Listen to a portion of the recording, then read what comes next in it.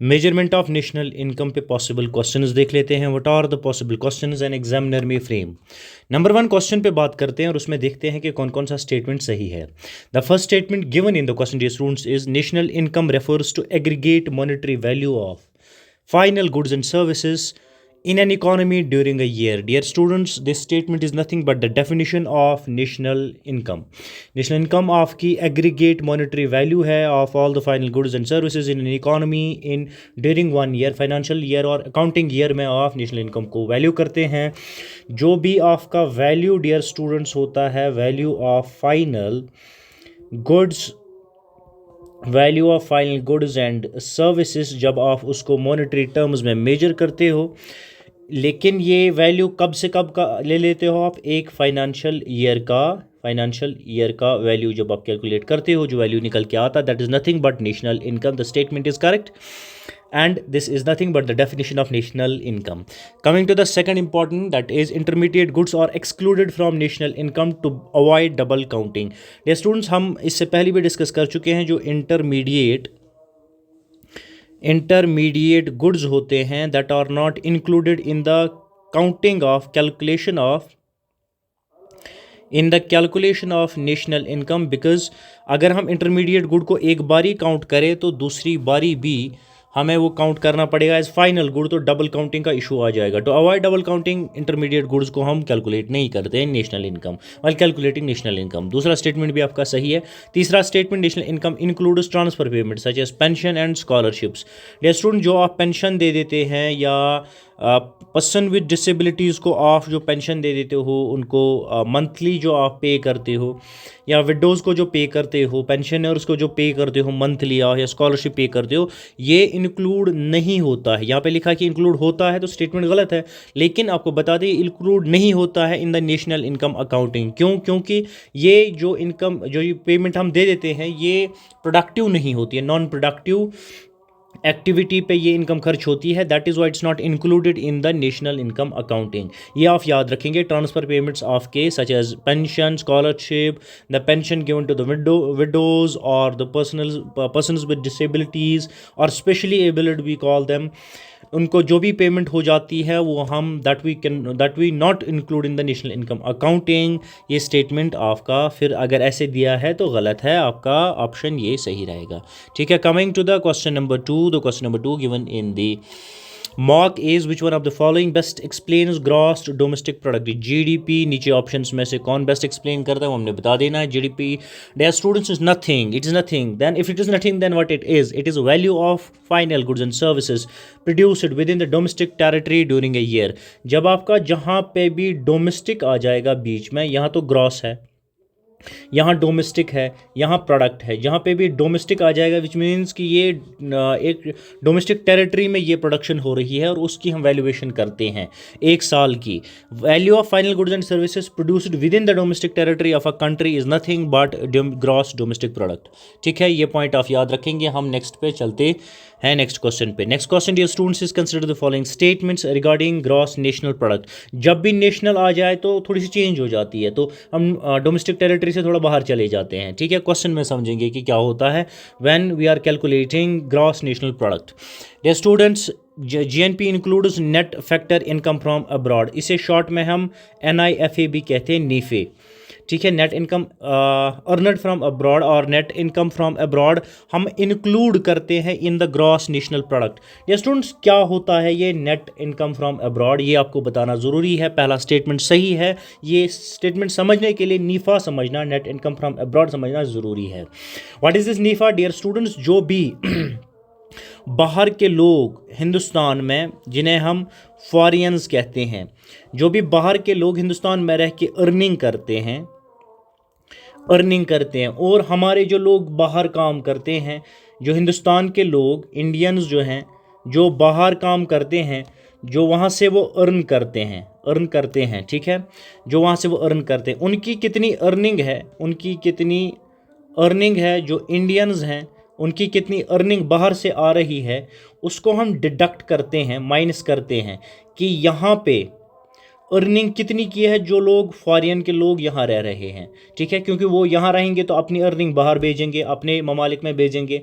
Indians बाहर से earning करके इंडिया में भेजेंगे। इंडिया की अर्निंग बाहर से कितनी आई, ठीक है, इनकम फ्रॉम अब्रॉड कितनी आई, और यहाँ से बाहर लोग कितना कमा के गए, जब हम उसका नेट निकालते हैं, income earning by the Indians residing in outside India minus income earned by the foreigners earning in India, इसका जो माइनस इसका जो हम सब्ट्रैक्शन करते हैं, इसका जो नेट निकालते हैं, that is nothing but the income, net income from abroad. और ये net income from abroad total में क्या आ जाता है, टोटल में ये आ जाता है कि इंडियन लोगों की अर्निंग बाहर से कितनी आई वो नेट हो जाती है, ठीक है।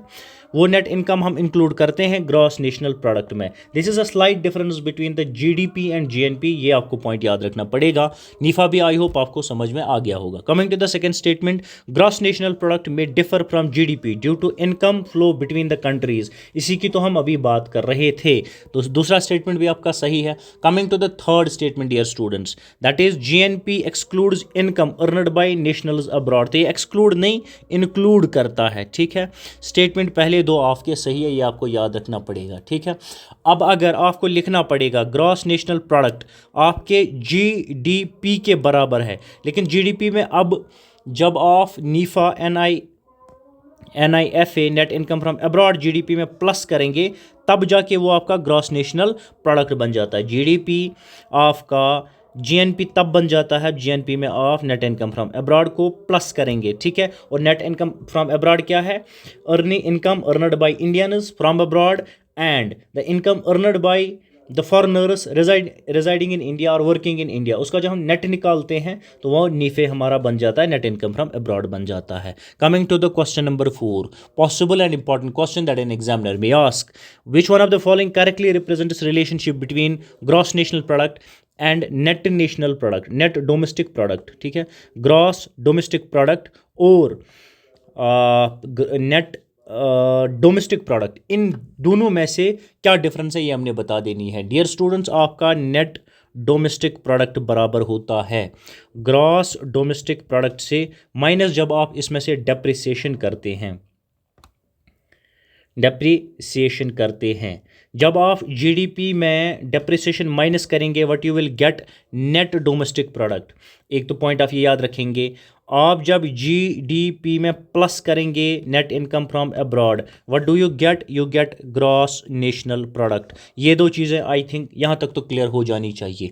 आगे हम और इस चीज़ पर डिटेल में डिस्कस करेंगे if I will get time and chance, और आपके कहने पर नेशनल इनकम अकाउंटिंग का अच्छे से हम और एनालिसिस करेंगे, इसमें पॉसिबल क्वेश्चंस आने के चांसेस रहते हैं। आ जाते हैं नेक्स्ट क्वेश्चन पे, question number 5, consider the following statements regarding methods of measuring national income. Dear students, there are certain methods of measuring national income. जब हम नेशनल इनकम अकाउंटिंग की बात करते हैं we mean that the national income is measured, accounting means it is measured, when it is measured there are certain methods of measurement of measuring national income, तो ये भी हमें पता होना चाहिए। इसके बारे कुछ स्टेटमेंट्स हैं, हमें देखने और देखना कि कौन सा स्टेटमेंट सही है, उस पर हम बात करते हैं। The first statement is product method measures value of final goods and services produced in an economy during an accounting year. जो हमारा प्रोडक्ट मेथड है इससे हम नेशनल मेजर करते हैं national income. How it measures, how this product method measures national income, it measures national income by measuring value of final goods and services in an economy during an accounting year। तो statement आपका correct है, तो product method से ऐसे ही हम national income major करते हैं। दूसरा एक तरीका है डियर स्टूडेंट्स, इनकम मेथड हमारा किस तरह से इनकम मेथड मेजर करता है national income, it measures income earned bye factors of production. जो भी लैंड आपका लेबर कैपिटल एंटरप्रेनर ये सारे फैक्टर्स ऑफ प्रोडक्शन कितनी इनकम अर्न करते हैं जब वो हम मेजर करते हैं एक फाइनेंशियल ईयर में, एक अकाउंटिंग ईयर में कितनी फैक्टर्स ऑफ प्रोडक्शन ने इनकम अर्न की है जब वो हम मेजर करते हैं। By that way what do we measure national income of that particular economy in that particular period. This is how national income method measures national income. तो ये दूसरा स्टेटमेंट भी आपका सही है। तीसरा स्टेटमेंट और तीसरा हमारे पास मेथड है एक्सपेंडिचर मेथड। एक्सपेंडिचर मेथड क्या करता है डियर स्टूडेंट्स, ये मेजर करता है national income by measuring total spending on final goods and services. तो तीनों स्टेटमेंट आपके सही है। यहाँ पे आप याद रखेंगे there are three important methods to measure national income. One is product method. Product method क्या करता है, ये मेजर करता है, कैलकुलेट करता है वैल्यू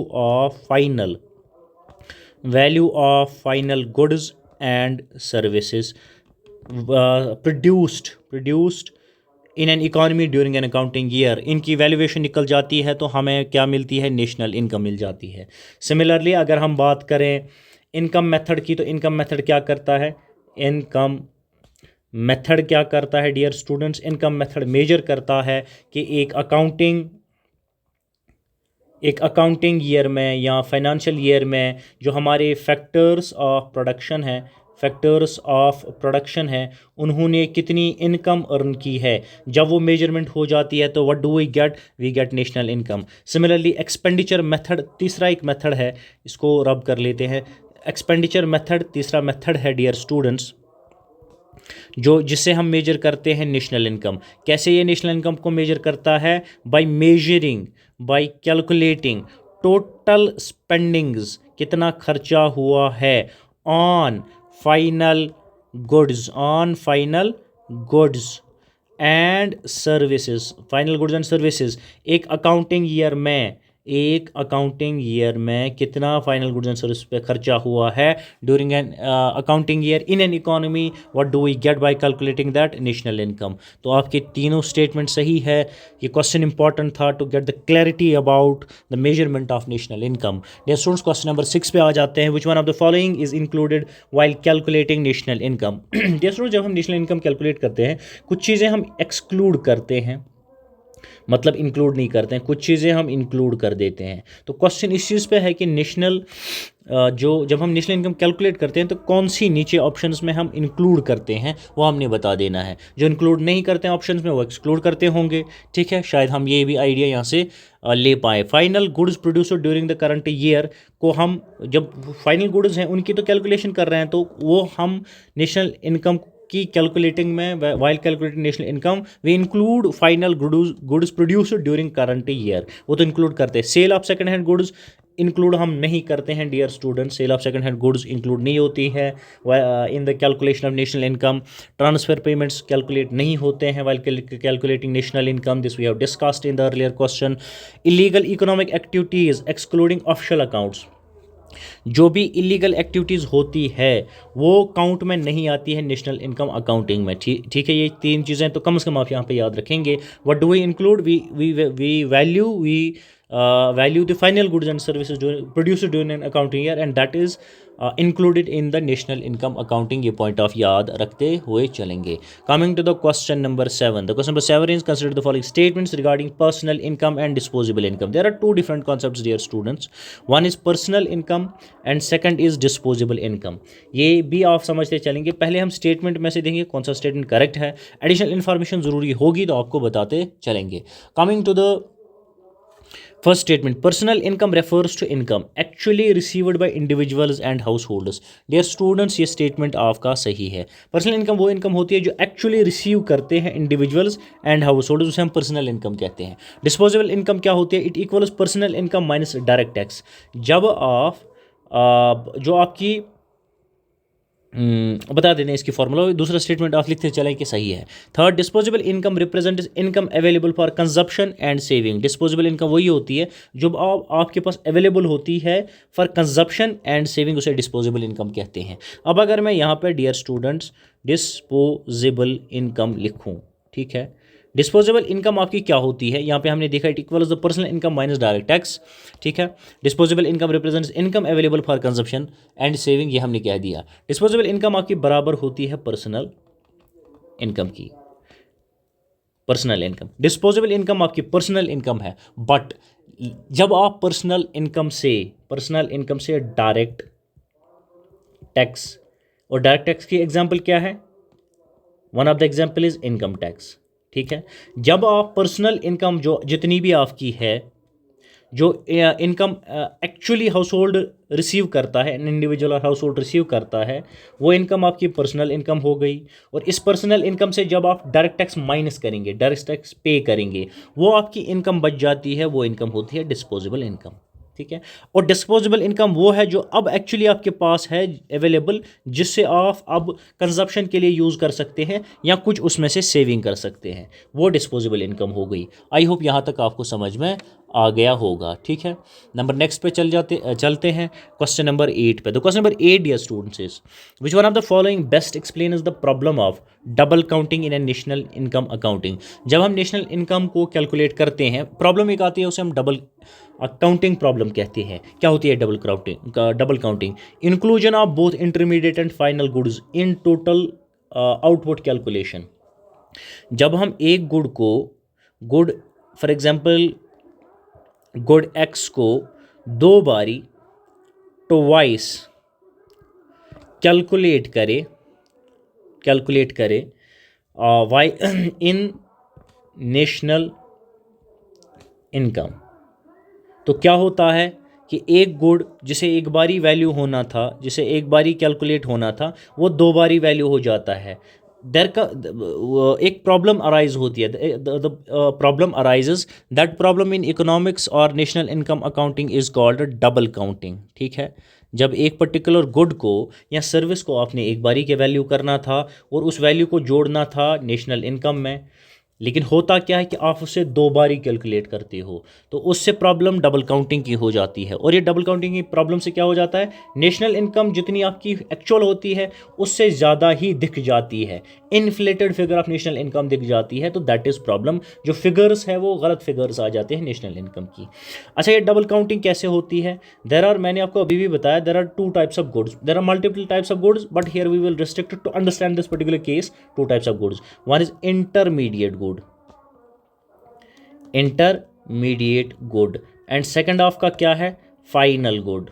आपका फाइनल गुड, इंटरमीडिएट गुड और फाइनल गुड को कभी कभार हम वाइल कैलकुलेटेड नेशनल इनकम दोनों को कैलकुलेट करते हैं। फॉर एग्जांपल, आपने आटा जो है फ्लावर आटा बनाना है, आटा कितना बना एक इकोनॉमी में एक साल में, उसकी वैल्यूएशन ऑफ उठा लेते हैं, उसकी वैल्यूएशन उठाते हैं और उसे इंक्लूड करते हैं नेशनल इनकम की कैलकुलेशन में कि आपका इतना आटा बना, ठीक है। आटा क्या है आपका, ये आपका फाइनल गुड है, इससे तो आपको गिनना ही गिनना है, ठीक है।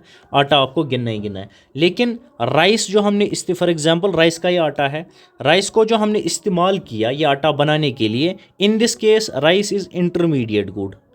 इंटरमीडिएट गुड, डेफिनेशन क्या है इंटरमीडिएट गुड की, कि इंटरमीडिएट गुड वो गुड होता है which is not ready for consumption, final consumption, ठीक है। फाइनल गुड नहीं होता, कंजप्शन के लिए रेडी नहीं होता ये। जब इस पर्टिकुलर गुड को हम यूज़ करते हैं to produce any other good, then this particular good is intermediate good. लेकिन कभी कभार हम क्या करते हैं, जो राइस हमने फ्लावर बनाने के लिए, आटा बनाने के लिए इस्तेमाल किया, तो राइस को हमने गिनना नहीं था नेशनल इनकम अकाउंटिंग में, हमें उस राइस से बने हुए आटे को गिनना था, ताकि हमारी डबल काउंटिंग की प्रॉब्लम ना हो जाए। लेकिन प्रॉब्लम क्या होती है कभी कभार, कि हम राइस को भी गिनते हैं और उस राइस से जिससे आटा बना उस आटे को भी गिनते हैं, उसकी वैल्यूएशन भी करते हैं, और दोनों चीज़ों को हम कहाँ दिखाते हैं, नेशनल इनकम में, वाइल कैलकुलेटिंग नेशनल इनकम वहाँ दिखा देते हैं। तो प्रॉब्लम क्या आती है, डबल काउंटिंग की प्रॉब्लम आती है। उससे क्या प्रॉब्लम होती है, inflated figure of national income आ जाती है। डियर स्टूडेंट्स, डबल काउंटिंग की problem, inclusion of both intermediate final goods in the total output calculation, point of याद रखेंगे। चलते चलेंगे नंबर नेक्स्ट पे, क्वेश्चन नंबर 9 पे। Consider the following statements regarding nominal and real national income. दो और concepts और आ गए हैं, इनको देख लेते हैं। एक तो आपका है नॉमिनल नेशनल इनकम, दूसरी होती है रियल नेशनल इनकम। इन दो के बारे में कुछ स्टेटमेंट हमें देखने हैं, बताना कौन सा स्टेटमेंट सही है। अगर कुछ एडिशनल इन्फॉर्मेशन की ज़रूरत पड़ी तो आपको साथ में बताते हुए चलेंगे। नेशनल इनकम जो है nominal national income is measured at current price. ये स्टूडेंट्स, ये सही, जो आपकी नॉमिनल नेशनल इनकम होती है ये मेजर की जाती है एट करंट प्राइसेस पे, और जो आपकी रियल नेशनल इनकम है it is adjusted for change in price. जब आप इनकम नेशनल इनकम, सिंपली आप याद रखेंगे, जब आप नेशनल इनकम एडजस्ट